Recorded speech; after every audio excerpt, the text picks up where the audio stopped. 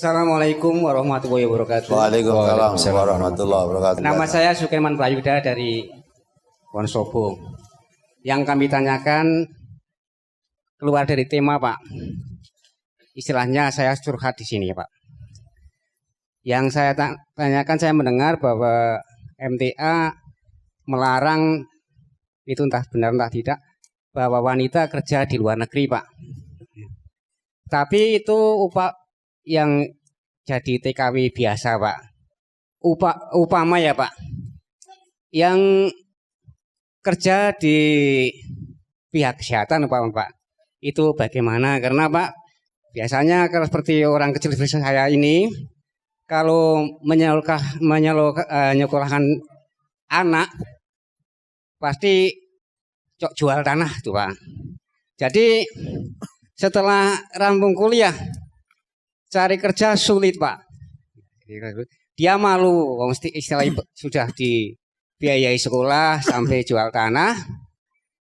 Dia malu, Pak, saya mau kerja di luar negeri aja, Pak. Saya kan bilang, ya nanti dulu saya tanya Pak Ustadz, kira-kira boleh atau enggak. Tapi kerja di bidang kesehatan, Pak, dia itu bukan sebagai istilahnya rumah tangga, Pak. Nanti kalau benar-benar Bapak Ustadz membolehkan, ya saya juga membolehkan. Karena kan dia juga bilang, bahwa sekolah, jual apa jualkan tanah, nggak kerja-kerja, jadi memedi itu, Pak. Kalau bisa kan, sudah sekolah nyata nganggur itu, padahal kan sekolah juga penting, Pak. Itu yang pertama. Yang kedua, saya mau istilahnya mohon pengaduan saja, Pak. Kalau saya ngaji di sini, ya kesehatan saya kan tidak, mungkin sudah tua ya, Pak. Bola-bola ingin kencing saja tuh. Kok mungkin ini lah sudah tua belum? Lah resepnya Bapak itu gimana ya, Pak? Apakah Bapak itu manusia terpilih, Pak ya, Pak?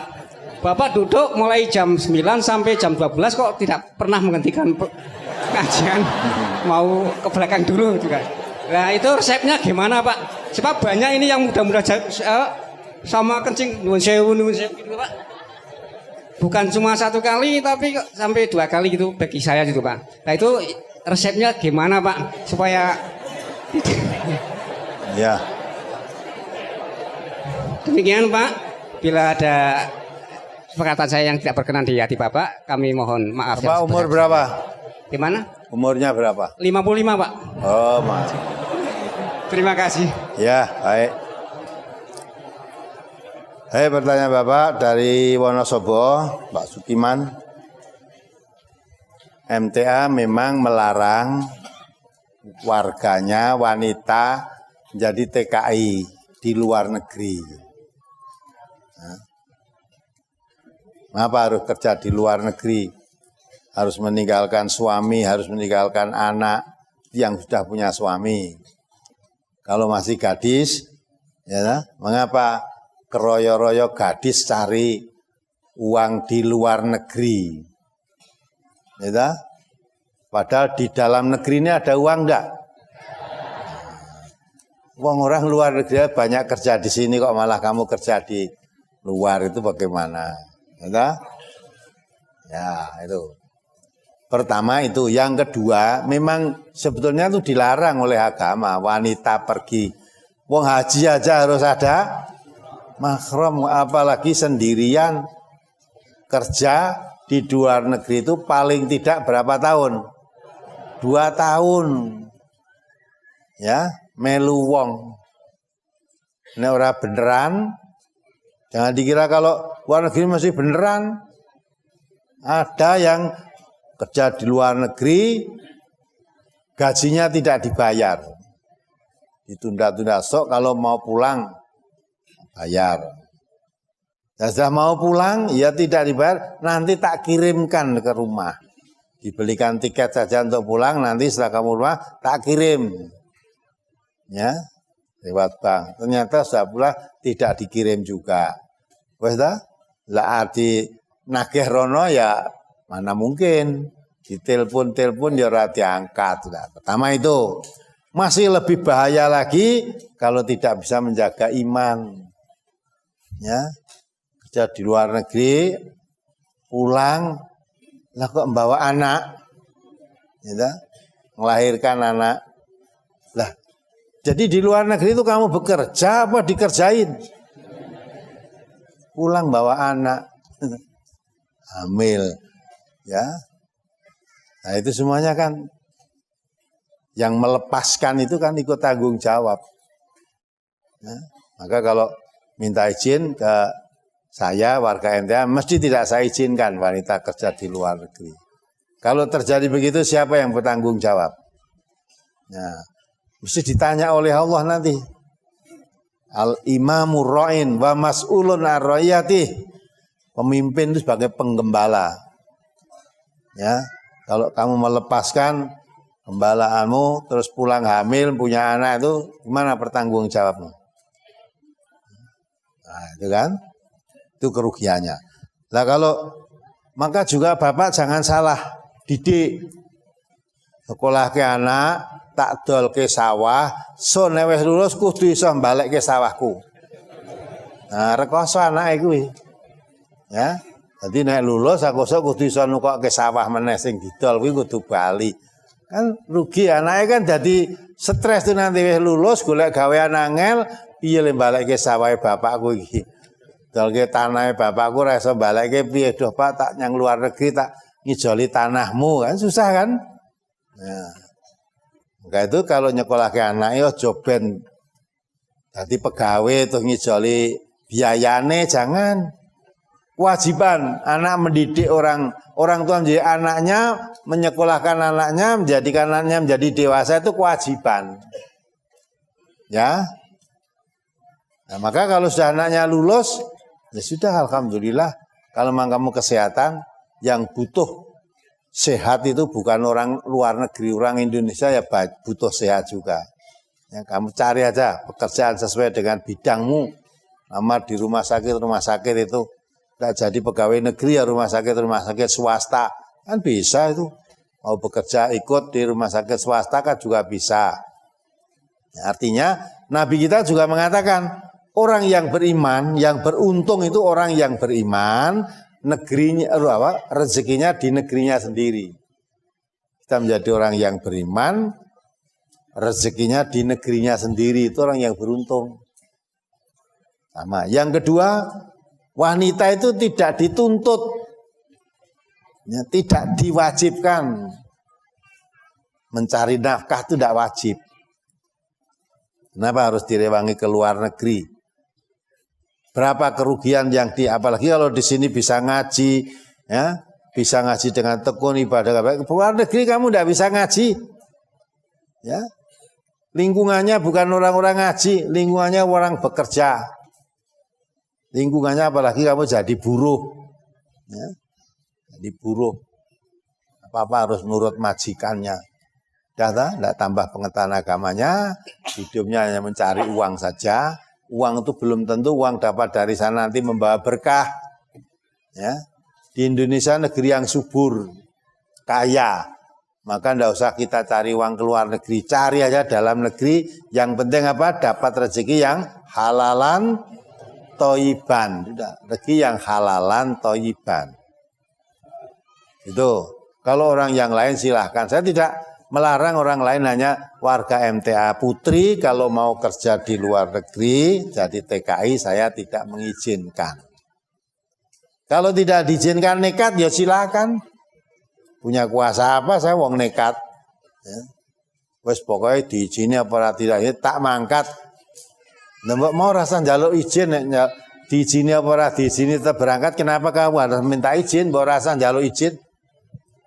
Kalau namanya minta izin tuh kalau diizini ya berangkat, tidak diizini ya tidak berangkat, mestinya gitu. Nek ono diizini berangkat ya sing ngomong mau arep sugih ra entuk.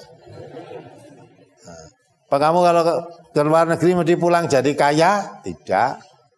Ya, sing do ning luar negeri misalnya sebelum ke sana ya kerjaannya sopir angkutan apa sopir apa, pulang sini ya nyopir meneh. Padha wae to. Malah kadang-kala malas sana pekerjaannya enak, gajinya besar. Nah, di sini kebacut mapan neng kono rumangsane neng kene rekoso nyambute gawe gajinya kecil. Nah, udah tak? Ora bersyukur akhirnya. Nah, itulah maka lebih baik kurang apa kalau di sini? Kalau tidak terpaksa itu jangan. Apalagi orang ngaji nggak mungkin sampai terpaksa kelaparan, nggak mungkin. Kalau kamu di sini, ini yang putra pun ya saya suruh pertimbangkan kalau mesti pergi ke luar negeri, pertimbangkan dulu. Kamu di sini dapat apa, di sana dapat apa. Jangan seperti Bani Israel. Ya, Bani Israel dulu tinggal bersama Nabi dan orang-orang soleh, orang-orang baik. Hanya kurang makannya kurang bermacam-macam. Itu dia ya, makanannya kurang bermacam-macam. Makanannya hanya satu macam, mana dan salwa. Dia tertarik usul pada nabinya, ya Musa, hai Nabi, mintalah kepada Tuhanmu. Saya tidak tahan, di sini hanya makan satu macam makanan. Mintakanlah sayur-mayur, timun, bawang merah, bawang putih, kacang adas. Ya gitu loh Mas. Jadi orang itu tidak syukur. Di sini jenis makanan tidak banyak, tapi bisa mengerti kebenaran, dekat Nabi, kalau salah dituntun, kalau keliru diluruskan. Itu suatu kehidupan yang bahagia. Lah kok tidak syukur? Akhirnya nabinya mengatakan, atas tabdiluna alladzi huwa adna billadzi huwa khair. Apakah kamu akan mengambil yang rendah itu? Ya, sekedar sayur mayur, timun, kacang adas, bawang merah, bawang putih, kamu tinggal, kamu ambil, kamu buang yang lebih baik. Kamu hidup dengan lingkungan orang-orang baik bersama nabinya sisan. Itu kamu buang. Maka kata nabinya Musa itu ya, atas tabdiluna alladzi wa ana billadzi wa khair. Apakah kamu mengambil yang rendah itu kamu buang yang lebih baik? Ihbitu misrom. Pergilah kamu ke kota. Fa innalahum ma sa'altum. Kamu nanti akan mendapati apa yang hakikat kamu minta. Coba dibaca ayatnya itu. Surat Al-Baqarah. Ayat 60. Nah, itu semua diungkap dalam Quran. Itu kan Bani Israel. Lah ya itu Bani Israel tidak kerasan hidup bersama orang-orang baik. Itu ditegur. Masih diabadikan dalam Al-Quran. Kitab suci kita, berarti peristiwa yang dialami oleh Bani Israel itu jangan ditiru. Itu pelajaran. Kalau kita sudah hidup di lingkungan yang baik, ya, di lingkungan yang menguatkan akidah, menguatkan agama kita, jangan sampai kamu tukar walaupun dapat uang banyak. Itu pelajaran. Tadi baca. Surat Al-Baqarah surat kedua ayat 61. A'udzu billahi minasyaitonir rajim. Wa idz qultum ya Musa lan nasbiru ala ta'amin wahidin fad'u lana rabbaka yukhrij lana mimma tumbitul ardu min baqliha wa kisaiha wa fumiha wa adasiha wa basaliha. Qala atastabdiluna alladhi huwa adna billadhi huwa khair ihbitu misran fa inna lakum ma sa'altum wa duribat alaihimuz zillatu wal maskanatu wa ba'u bighadabin minallah dzalika bi annahum kanu yakfuruna bi ayatillahi wa yaqtuluna an-nabiyyina bighairil haqq dzalika bima asaw wa kanu ya'tadun. Dan ingatlah ketika kamu berkata, wahai Musa, kami tidak tahan hanya makan dengan satu macam makanan saja. Wahai Musa itu kepada nabinya loh. Terus? Maka mohonkanlah kepada Tuhanmu untuk kami, agar dia memberi kami apa yang ditumbuhkan bumi. Seperti sayur mayur, mentimun, bawang putih, kacang adas, dan bawang merah. Ya, hidup bersama Nabi, bersama sahabat-sahabatnya, orang-orang baik lah, ya. Hanya makanannya satu macam, mana dan salwa. Itu sebenarnya makanan yang cukup bergizi, mengenyangkan. Ya, di mana itu disangka itu seperti apa itu? Bun. Artinya untuk ya menghilangkan kehausan. Salwa itu seperti burung puyuh lah ya, mengenyangkan. Artinya orang itu kalau udah kenyang, tidak haus, untuk menghilangkan kehausan ada, menghilangkan kelaparan ada, sudah apalagi yang dibutuhkan masalah makan. Ini tidak alasannya wah makan satu macam makanan bosen. Mintalah pada Tuhanmu yang ditumbuhkan oleh bumi ini, padahal dia tahu kalau di situ tidak akan tumbuh. Apa yang diminta? Sayur mayur, mentimun, ya, bawang merah, bawang putih, kacang adas. Di situ tidak mungkin tumbuh gitu. Jalurnya kan aneh-aneh tuh. Nah, terus akhirnya apa jawabnya Musa? Terus Musa menjawab, apakah kamu meminta sesuatu yang buruk sebagai ganti dari sesuatu yang baik? nah, ya tak? Apakah kamu minta sesuatu yang buruk? Artinya sayur mayur, kacang adas, timun dan sebagainya itu kamu ambil, kamu rela meninggalkan lingkungan yang baik, jauh dari Nabi, jauh dari sahabat-sahabat yang baik-baik, kamu buang begitu saja, ambil yang rendah. Masa pisah dengan Nabi, pisah lingkungan yang baik, hanya butuh sayur mayur, butuh timun, ditukarkan semua itu. Terus? Pergilah ke suatu kota, pasti kamu akan memperoleh apa yang kamu minta. Ya. Kemudian mereka ditimpa kenistaan dan kemiskinan, dan mereka kembali mendapat kemurkaan dari Allah. Hal itu terjadi karena mereka mengingkari ayat-ayat Allah dan membunuh para nabi tanpa hak atau alasan yang benar. Ya. Yang demikian itu karena mereka durhaka dan mereka melampaui batas. Ya kan? Ya, dari lingkungan yang baik, selamat dunia akhirat, tidak kerasan, ya sudah pergilah. Kamu nanti hakikat yang kamu minta itu kamu akan dapat. Apa dapat sayur mayur, timun, hakikatnya yang kamu minta apa? Ya sebenarnya hakikat yang diminta itu tidak kerasan. Amor Nabi, amor wong ape-ape, nanti kalau berbuat salah diingatkan, berbuat ini dicegah. Jadi seolah-olah terkekang apa yang diingini selalu diingatkan, tidak boleh, dilarang. Kan jadi susah, kepingin bebas. Nah setelah bebas, hawa nafsu yang memimpin, maka lihat apa yang didapat. Wadribat alaihimud dzillatu wal maskanah. Kehinaan, kenistaan yang kamu peroleh, ya, sampai itu kemurkaan Allah. Nah dulu kamu mengikuti tuntunan Nabi, sahabat-sahabat Nabi, dan kamu pergi sudah bebas nuh hawa nafsu, maka dapat kemurkaan Allah. Nah itulah. Nah ini diabadikan oleh Allah dalam Al-Quran. Jadi untuk pelajaran juga untuk umat Nabi Muhammad, untuk kita semua. Maka dalam Al-Quran diperintahkan wasbir nafsaka maladina yada'una rabbahum bil ghadati wal asyi yuriduna wajah. Ya, adalah kamu sabar berkumpul dengan orang-orang yang aktivitasnya itu hanya mengharap ridho Allah pagi dan senja, maksudnya sepanjang hari semua yang dilakukan itu hanya mengharap ridhonya Allah. Wala ta'tu ainaka anhum, jangan matamu berpaling dari mereka, dari orang-orang baik tadi. Untuk apa? Uridu zinatal hayatid dunya, hanya terpengaruh, tergerak hatinya, matanya melihat kebiarnya dunia.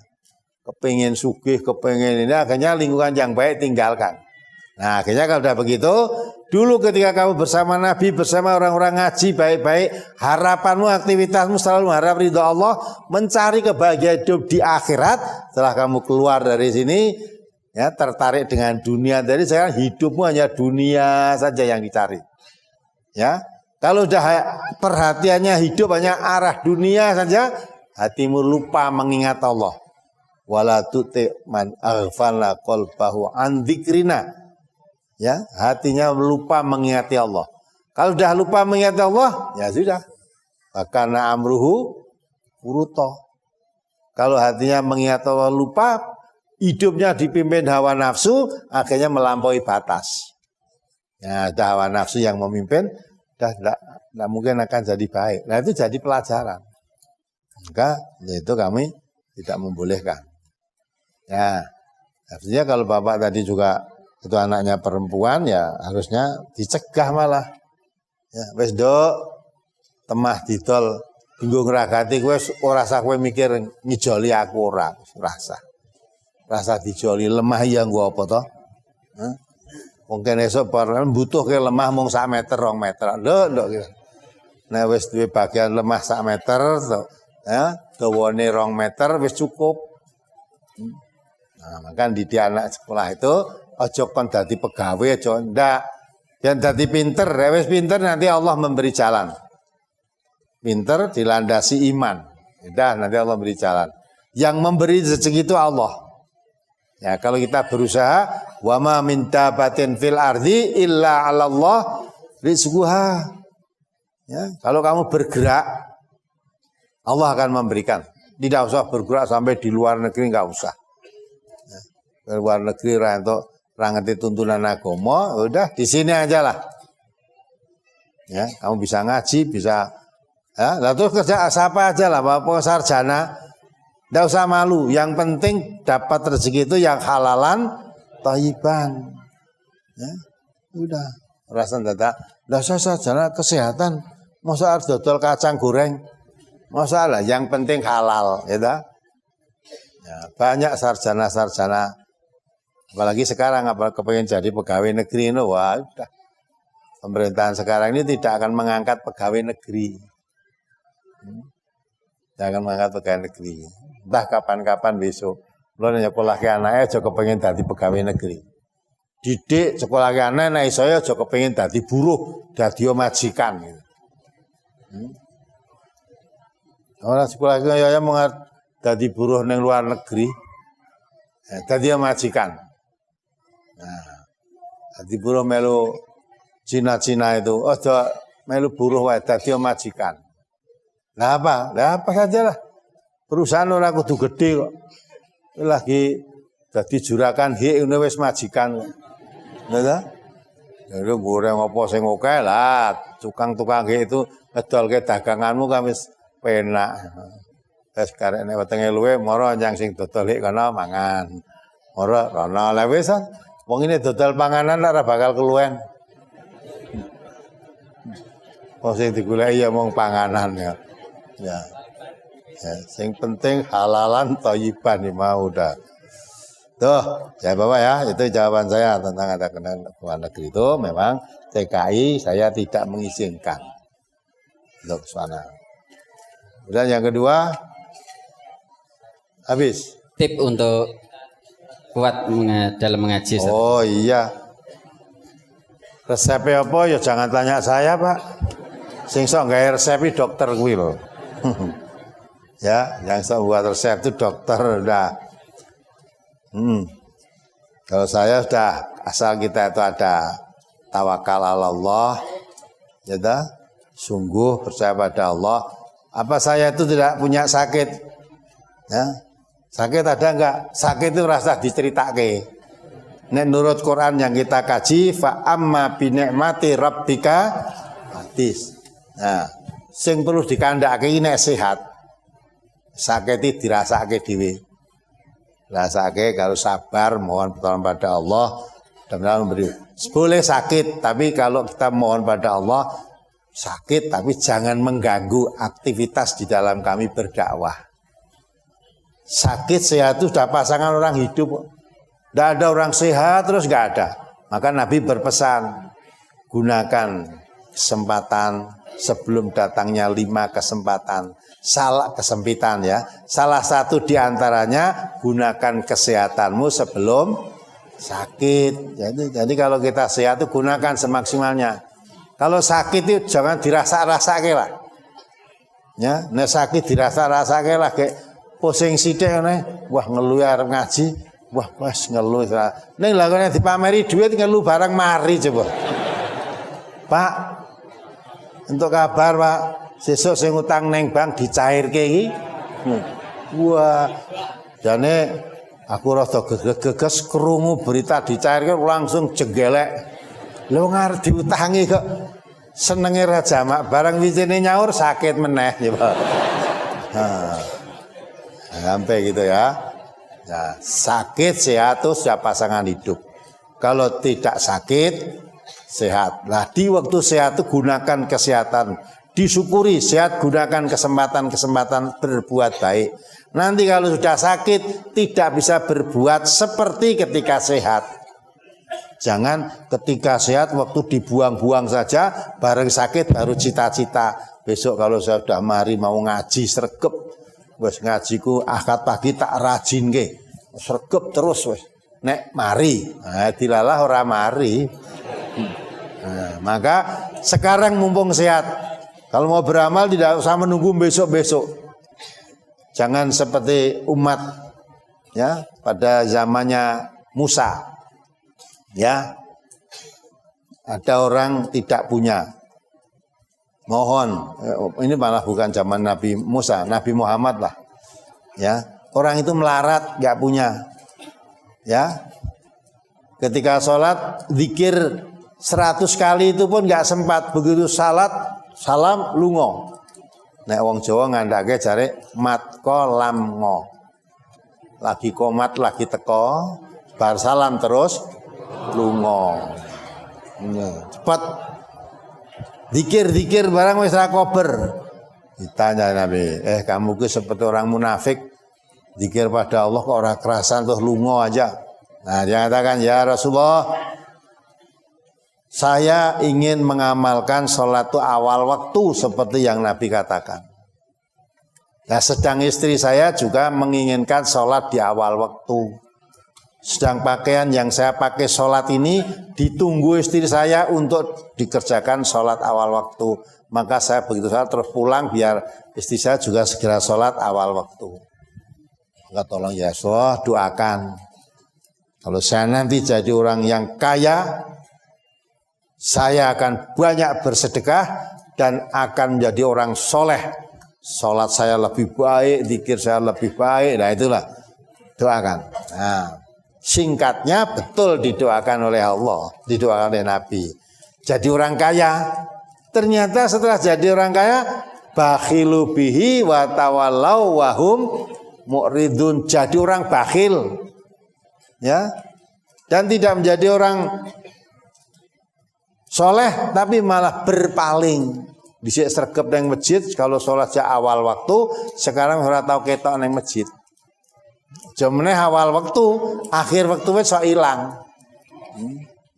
Nah, itu katanya mau suka bersedekah, ternyata bakhilnya tengah mati. Nah, itulah maka mau beramal lu nek sekarang merasa melarat, tidak punya banyak harta, ora usah ngenteni esuk nek sugih.